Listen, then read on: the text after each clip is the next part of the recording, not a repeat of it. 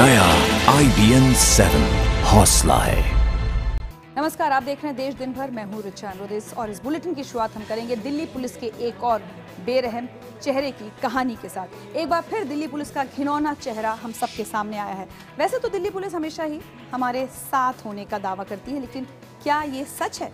कल दिल्ली पुलिस के head constable ने चालान के लिए पैसे देने से मना करने पर एक महिला को ईंट से मारा था। इस घटना के बाद Delhi police commissioner BS Bassi ने अपने महकमे के सिपाही के शर्मनाक हरकत पर दिल्ली की जनता से माफी मांगी थी। लेकिन क्या कुछ बदलाव हुआ? आज तेज रफ्तार में जा रहे दिल्ली पुलिस के एक सब इंस्पेक्टर ने बदरपुर इलाके में 3 महिलाओं को बुरी तरह कुचल दिया, जिससे महिलाओं की मौत हो गई। पिछले 24 घंटों के दौरान हुई इन 2 घटनाओं में अपने ही महकमे के पुलिसकर्मियों की वजह से दिल्ली पुलिस भारी दबाव में है। सोमवार को महिला को ईंट से मारने वाले हेड कांस्टेबल को बर्खास्त कर पुलिस अपनी साख थोड़ी सी ठीक करने की कोशिश में दिखाई दी, लेकिन 24 घंटे के अंदर ही इस दूसरी घटना ने पुलिस महकमे को बुरी तरह से परेशान कर दिया है। इसी बीच महिला को ईंट से मारने वाले हेड कांस्टेबल को 14 दिन की न्यायिक हिरासत में भी भेज दिया गया है।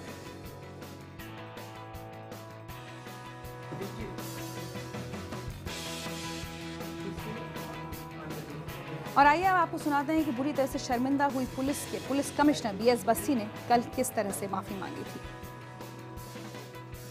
मैं दिल्ली पुलिस के बिहाफ पर और अपने बिहाफ पर और हमारे हर पुलिसकर्मी के बिहाफ पर इसके लिए खेद प्रकट करता हूं। तो अभी आपने सुना कि पुलिस कमिश्नर BS बस्सी तो हमसे माफी मांग रहे हैं, लेकिन ऐसा लगता नहीं कि उनकी फोर्स में उनकी कोई बात सुनी जा रही है। तभी तो इस तरह की घटनाएं लगातार सामने आ रही हैं और पुलिस का ऐसा चेहरा हम सबके सामने आ रहा है। फिलहाल हम आपको बता दें कि जो 3 महिलाओं को कुचलने का आरोपी सब इंस्पेक्टर है, उसे भी गिरफ्तार कर लिया गया है। पूरा मामला क्या था, आइए आपको दिखाते हैं। परिवार वालों का रो रो कर बुरा हाल है। आरोप है कि वर्दी के नशे में दिल्ली पुलिस के सब इंस्पेक्टर ने इस घर की महिला को कुचल डाला। कांस्टेबल के बीच सड़क पर ईंटों से मारने की घटना से हुई शर्मिंदगी से दिल्ली पुलिस अभी उबर भी नहीं पाई थी कि मंगलवार की सुबह दिल्ली पुलिस के ही एक सब इंस्पेक्टर वीरपाल की कार से कुचलकर 3 महिलाओं की मौत हो गई। आरोपों के मुताबिक बदरपुर इलाके में दिल्ली पुलिस के एक सब इंस्पेक्टर ने 3 महिलाओं को अपनी गाड़ी से कुचल दिया। सुबह 9:30 बजे के करीब ये महिलाएं सड़क पर सफाई कर रही थी, तभी तेज रफ्तार कार ने उनको टक्कर मार दी। घटना में एक महिला मीरा देवी की मौके पर ही मौत हो गई, जबकि शकुंतला और माया देवी नाम की महिलाओं ने भी दम तोड़ दिया। तो पीछे से गाड़ी दीवार से सटा के निकाली है, ऊपर पुल के ऊपर से ड्यूटी पर, और पीछे से मेरी गेट वाली को तो पहले रख लिया उसने, और जो रेडी पे थी वो कुचल के और चला ही आ रहा था। तो साहब यहाँ के हैं जो थाना के इंचार्ज, तो वो ये कह रहे कि इनकी पोस्टमार्टम के लिए कहाँ पे भेजे थे? अपोलो में। बट वो अपोलो में कहाँ गए, किस जगह पे गए, कुछ नहीं मालूम। हादसे के बाद फरार हुए सब इंस्पेक्टर को लोगों ने फरीदाबाद बॉर्डर से कार सहित पकड़ा और उसे पुलिस के हवाले कर दिया। कार की जांच के लिए CFSL की टीम बुला ली गई है। तीनों महिलाओं को कुचलने का आरोपी sub inspector Veerpal Delhi police मुख्यालय में तैनात है। और बात करते हैं DTC की हड़ताल की। एस्मा यानी इमरजेंसी सर्विसेज मेंटेनेंस एक्ट लगने के बाद DTC बसों की हड़ताल मंगलवार को आज बेअसर हो गई। और इसी बीच रोड रेज में जो ड्राइवर अशोक मारा गया था, उसके परिवार वालों ने मुख्यमंत्री अरविंद केजरीवाल से मुलाकात की, जिसके बाद परिवार को मिलने वाला मुआवजे की रकम भी बढ़ा दी गई। और केजरीवाल से मिलने के बाद परिजनों के संतुष्ट होने से भी हड़ताल रद्द कर दी गई। दिल्ली के लोगों के लिए मंगलवार की सुबह भी बेबस रही। सड़कों पर बसें गिनती की ही निकली। जिन बसों ने डिपो से सड़कों का रुख किया, उनके टायरों की हवा निकाल दी गई। हड़ताली कर्मचारियों ने पूरी कोशिश की, लेकिन सरकार ने पहले कार्रवाई की धमकी दी, फिर पुलिस की मदद ली और आखिर में एस्मा लगाकर हड़ताल को बेअसर कर दिया। मैंने कह दिया ना कि 1 करोड़ रुपया किस लिए चाहिए। उसके बच्ची की पढ़ाई की सरकार जिम्मेदारी ले रही है, इलाज की जिम्मेदारी ले रही है, बेटे की नौकरी की जिम्मेदारी ले रही है, जो उसका जितना फंड है उसको देने की जिम्मेदारी ले रही है, ऊपर से 5 लाख रुपए दे रही है सरकार। सब कुछ सरकार कर रही है। कर्मचारियों का एक तबका सरकार के एस्मा लगाने के बावजूद हड़ताल पर अड़ा रहा, लेकिन शाम होते होते मृतक ड्राइवर अशोक के परिवार ने मुख्यमंत्री अरविंद केजरीवाल से मुलाकात की, जिसके बाद हड़तालियों के तेवर ढीले पड़ गए। परिवार को सरकार ने मुआवजे की रकम 5 लाख रुपए से बढ़ाकर 10 लाख कर दी है। यही नहीं, सरकार ने मृतक के बेटे को पक्की नौकरी और बेटी की शादी में सहयोग देने का भी भरोसा दिया है। इन्होंने मेरी बहन की शादी वगैरह के लिए भी मेरे को बोल दिया है, और मेरी मम्मी का बढ़िया से बढ़िया हॉस्पिटल के अंदर अच्छा से अच्छा इलाज होगा, बिल्कुल फ्री। और मेरी मम्मी को मेरे पिताजी की पूरी सैलरी मिलेगी विद एग्रीमेंट, और मेरे को भी पक्की सरकारी नौकरी दी जाएगी। वैसे आमतौर पर हर रोज DTC की 4200 बसें सड़कों पर निकलती है, लेकिन मंगलवार की सुबह सिर्फ 3500 बसें ही सड़कों पर उतरी। और अब बात करते हैं आज एक बार फिर आए भूकंप की। महज 3 हफ्ते के अंदर एक बार फिर भूकंप के तगड़े झटकों ने नेपाल समेत भारत को भी हिलाकर रख दिया। इस बार भूकंप ने एशिया के चीन, इंडोनेशिया, बांग्लादेश, अफगानिस्तान समेत कई और देशों को चपेट में लिया है। लेकिन 25 और 26 अप्रैल को आए भूकंप की सबसे बड़ी त्रासदी झेल रहे नेपाल में आज एक बार फिर आए भूकंप ने बहुत बड़ा नुकसान किया है। 76 मिनट में नेपाल में भूकंप के 8 झटके महसूस किए गए। नेपाल में 42 लोगों की मौत की पुष्टि हो चुकी है, जबकि 1200 से ज्यादा लोग घायल हो गए हैं। वहीं भारत में बिहार और उत्तर प्रदेश में भी भूकंप ने खासा नुकसान पहुंचाया है। आधिकारिक आंकड़ों के मुताबिक बिहार में 16 लोगों की तो उत्तर प्रदेश में 1 शख्स की मौत हो गई है।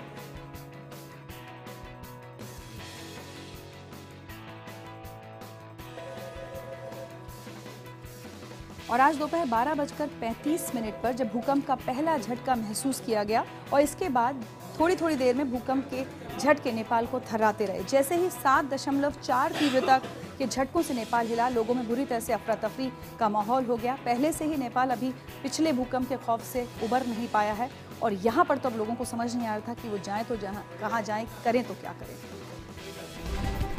नेपाल के संसद की ये तस्वीरें गवाही दे रही हैं कि जब प्रकृति नाराज होती है तो इंसान कितना छोटा नजर आता है। नेपाल से आई इन तस्वीरों को जरा गौर से देखिए। देश का कानून बनाने वाले, देश का भविष्य तय करने वाले किस कदर घबराए हुए हैं। जलजले के खौफ से वो किस कदर भाग रहे हैं। इसी के साथ अचानक लाइट भी चली गई। दोपहर के 12:35 हुए थे। नेपाल के कोडारी में सतह के 15 किलोमीटर नीचे से 7.3 तीव्रता वाले जलजले ने सब कुछ हिलाकर रख दिया। कुदरत के कोप ने लोगों को खौफजदा कर दिया। नेपाल में हर तरफ बदहवासी थी, सड़क पर चीख पुकार मची थी। इंसान की बनाई इमारतों को भूकंप ने एक बार फिर से हिला दिया। खौफ से लोग भागने लगे। I'm trying to call to my home, but network is busy. It's not reachable. I'm worried for my family. इधर बस लेवल ऑफ प्रॉपर्टी डैमेज हुआ है, बहुत बड़ा प्रॉपर्टी फिर भी डैमेज हुआ है और वो रिपोर्ट आ रहा है। अभी तो पिक्चर क्लियर नहीं हुआ है कि कितने लोग को जान गया है और कितने नुकसान हुआ है। और वैसे सिर्फ नेपाल में ही नहीं, उत्तर प्रदेश में भी आज तेज झटके महसूस किए गए, जिसकी वजह से सब लोग अच्छे खासे हिल गए। उत्तर प्रदेश के मुरादाबाद, गोरखपुर, बस्ती और मऊ समेत दूसरे इलाकों में भी भूकंप की वजह से अफरा तफरी का माहौल देखने को मिला। आप अपनी टेलीविजन स्क्रीन पर उत्तर प्रदेश के 8 शहरों की तस्वीरें इस वक्त देख रहे हैं, जहां भूकंप की दहशत महसूस की गई। ये तस्वीरें हैं लखनऊ, मेरठ, फिरोजाबाद, मुरादाबाद, वाराणसी, गोरखपुर, कानपुर और मऊ की। लखनऊ में उत्तर प्रदेश के मुख्यमंत्री अखिलेश यादव एक कार्यक्रम में उस वक्त शिरकत कर रहे थे और वो भी कार्यक्रम छोड़कर बाहर निकल गए। यही माहौल मेरठ और आगरा समेत कई जगहों का रहा। जैसे ही भूकंप आया, लोग घरों को छोड़कर बाहर निकल आए। भूकंप के चलते आगरा के भागुपुर में कुछ मकानों में दरारें आ गईं, जिसके बाद गांव के लोगों में भगदड़ मच गई। वहीं मेरठ में एक कॉलेज में एग्जाम दे रही छात्राओं को भूकंप आने पर फौरन परीक्षा हॉल से निकाला गया। मऊ में भूकंप के चलते एक दुकान का सामान हिलने लगा, फिर दुकान में मौजूद लोग वहां से भाग खड़े हुए। इधर बस्ती में भी लगातार आए भूकंप के झटकों से लोगों में दहशत का माहौल देखने को मिला। घरों, दुकानों और ऑफिस से निकलकर लोग बाहर की तरफ भागने लगे। घरों से महिलाएं और बच्चे भागकर बाहर निकल गए। लोगों के मुताबिक भूकंप के झटके काफी देर तक महसूस होते रहे। उधर मुरादाबाद में भी भूकंप के बाद यही हाल रहा। यहाँ स्कूलों में पढ़ रहे बच्चों ने भी भूकंप महसूस किया। उनकी माने तो वो जब क्लास में थे तो बेंच हिलने लगी, फिर देखा तो आसपास की चीजें भी हिल रही थी। कुशीनगर में घर की छत गिरने से 2 लोगों की मौत हो गई, जबकि 6 लोग घायल हो गए। हल्का सा कंपन महसूस हुआ है, तो जिससे एकदम देखा कि एसपी सिटी और हम लोग जो एसपी बैठे हुए हैं वो सारे लोग वहीं मौजूद थे और एकदम बाहर निकल आए डर की वजह से, कोई छत न गिर जाए। सर अकस्मात एकदम बहुत कंपन हुआ था। मैं थोड़ा बिल्डिंग में बैठा हुआ था, एकदम बाहर निकला, उसके बाद कोई फीलिंग नहीं हुई क्योंकि मूवमेंट बहुत ज्यादा हो रहा था यहाँ पे। भूकंप का असर अस्पताल में भी देखने को मिला। कानपुर के हैलट अस्पताल में इलाज के लिए आए मरीज और उनके परिवार वाले भूकंप आने के बाद वहां से बाहर निकल गए। साथ ही डॉक्टर और नर्सें भी अस्पताल परिसर से बाहर निकलकर सड़कों और मैदान पर आ गए। वैसे उत्तर प्रदेश के अलावा बिहार में भी आज भूकंप ने बहुत दहशत फैला दी। भूकंप में सबसे ज्यादा नुकसान बिहार में ही हुआ है।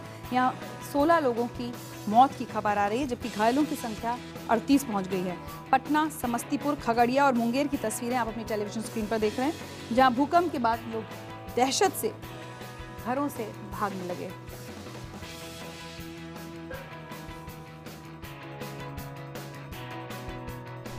राजधानी पटना में भूकंप के झटकों ने लोगों को फिर दहशत में ला दिया। हाल ही में आए भूकंप से बिहार में कई लोगों की जान चली गई थी, जिसके बाद भूकंप के ताजा झटकों के आने के बाद लोग अपने घरों से बाहर को दौड़ पड़े।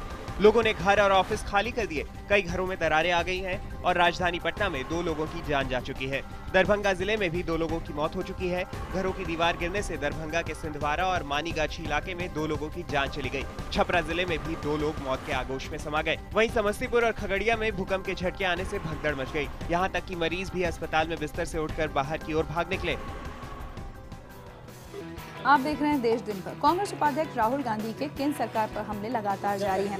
आज संसद में भूमि अधिग्रहण बिल पर चर्चा के दौरान राहुल गांधी ने एक बार फिर सरकार को सूट-बूट की सरकार करार देते हुए कहा कि वो किसानों की जमीनें छीनना चाहती है और बेहद तीखा हमला करते हुए उन्होंने कहा कि अब तक वो सोचते थे कि चोर रात में ही आते हैं, लेकिन चोर दिन में भी आते हैं और सूट पहन कर आते हैं। मैं सोचता था कि चोर रात को आते हैं, छुप के आते हैं, खिड़की के अंदर से कूद कर आते हैं, मगर मुझे पता लगा कि सबसे बड़े चोर खुले दिन में आते हैं, सबके सामने आते हैं और सूट पहन कर आते हैं। ये एकदम नए अवतार में राहुल गांधी है। हालांकि बीजेपी नेता दिलीप सिंह हुरिया ने उनका जवाब भी दिया है। आदरणीय राहुल जी बोल रहे थे, उपाध्यक्ष जी, आदरणीय राहुल जी बोल रहे थे कि इतना बहुमत इस साइड को दिया, इसलिए मैं बधाई देना चाहता हूँ। राहुल जी, आपकी बधाई नहीं चाहिए, देश की जनता की बधाई चाहिए। उन लोगों ने वोट दिया है, आपकी बधाई से नहीं आए। आपकी मजबूरी है बधाई देना। अध्यक्ष जी, राहुल जी ने एक बात और कही, कुल्हाड़ी चली, कुल्हाड़ी लकड़ी पे चलती, आदमी पे नहीं चलती। आपने कुल्हाड़ी। उधर राहुल गांधी के संसदीय क्षेत्र अमेठी में फूड पार्क के मुद्दे को लेकर भी सियासी संग्राम तेज हो गया है। केंद्रीय मंत्री स्मृति ईरानी ने अपने अमेठी दौरे के दौरान कांग्रेस उपाध्यक्ष राहुल गांधी को सीधे निशाने पर लिया। उधर इसी फूड पार्क के मुद्दे पर संसद में भी केंद्र सरकार और विपक्ष के बीच तनातनी देखने को मिली और जमकर हंगामा हुआ। अमेठी में फूड पार्क मुद्दे को लेकर बीजेपी ने राहुल गांधी पर चौतरफा निशाना साधना शुरू कर दिया है। अमेठी दौरे पर पहुंची केंद्रीय मंत्री स्मृति ईरानी ने आरोप लगाया है कि राहुल गांधी फूड पार्क के मुद्दे पर कॉर्पोरेट के लिए लॉबिंग कर रहे हैं। इस बीच राहुल गांधी ने भी पलटवार कर स्मृति से पूछा है कि क्या वो फूड पार्क अमेठी को वापस दिला पाएंगी। Mr. Gandhi is suspect. If you look at the announcements, there were some press reports of me coming, and 1.5 hours after my announcement, Mr. Gandhi's office announced his plans to come. So who's copying whom? It is best. No work has been done when he was there. Sir, no work has been done, sir. I hope he's getting the food park back. Right. Thank you, sir. Amethi में स्मृति ईरानी के विरोध में NSUI ने विरोध प्रदर्शन किया। स्मृति ईरानी के खिलाफ काले झंडे दिखाए। तो चलिए, ये तो थी देश भर में दिन भर की तमाम अहम खबरें। मुझे दीजिए इजाजत। एक छोटे से ब्रेक के बाद रण उत्सव मेरे सहयोगी विमल के साथ।